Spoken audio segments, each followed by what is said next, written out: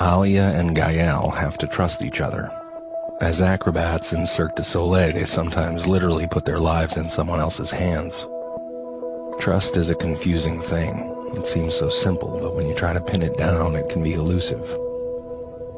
I think of the way that my body sits on a surface that's new to me, unknown, and how my muscles remain tight, anticipating anything, and I'm constantly aware of that surface.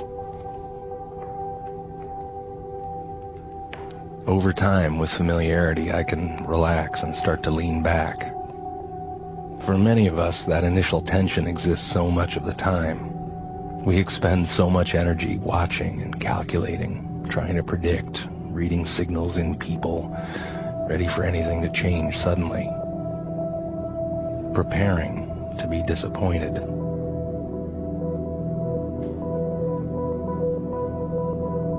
So much energy spent.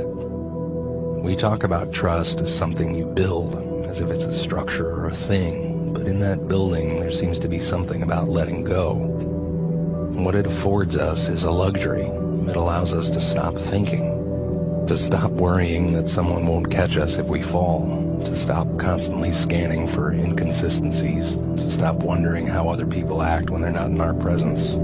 It allows us to relax a part of our minds so that we can focus on what's in front of us.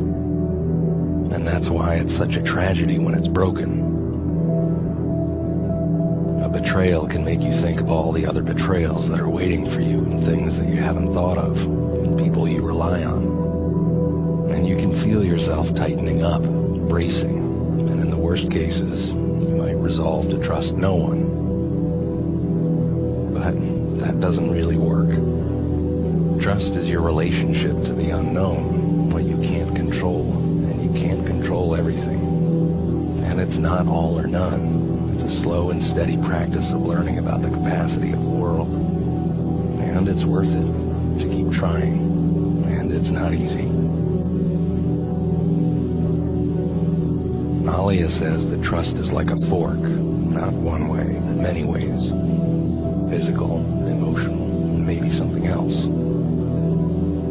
I almost imagine trust as these invisible hands that we stretch out into the world looking for someone to hold on to as we walk into the unknown future. Alia and Gael began practicing together as friends, and now they are a couple. It took time.